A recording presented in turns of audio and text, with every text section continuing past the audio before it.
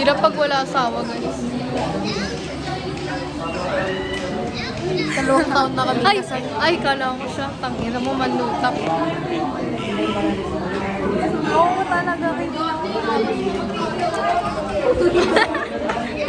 Kadul daw sila lang. Kiss tayo, Felicity. Eh, putang inang. Banya kiss daw ang nila. Ang ginagawa ko. Ang sarap magalit. Ganyan yan eh. Tangina, pinapasok pa ako. Wala namang gagawin. Tanginang buhay to. Uwi mo lang, kala mo mamatay ka. Talaga, gago. Nasira yung tulog ko. Puki ng ina. Puntang gising ka na nun eh. Ginising ka namin. Buti ko yung kinabog ka namin sa bahay. Hirap talaga pag malayo sa Kakainis asawa. naman. Absent pag babae naman. Saya pa pumasok. Hindi ka kasi nakausap eh. Ay! Tal ba kami nakabantay Hi, dyan? Patricia! Hello. Hello. Hi, Patricia. May message ako sa'yo.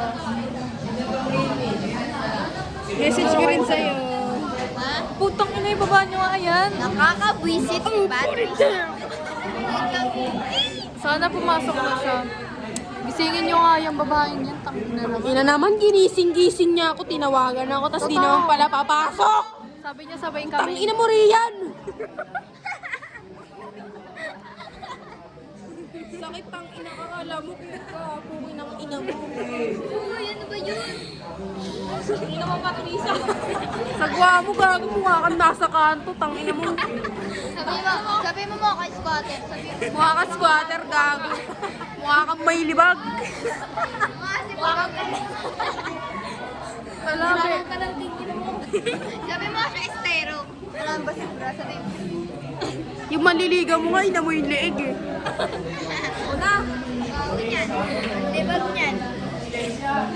Hindi ko kinakain. Para mo sa passport. Sana all na pang Sana all kinan.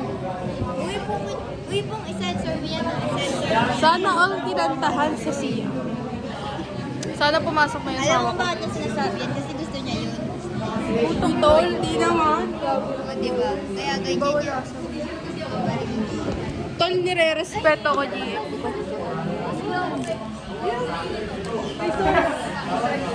Baba mo nga yan. Picture tayo.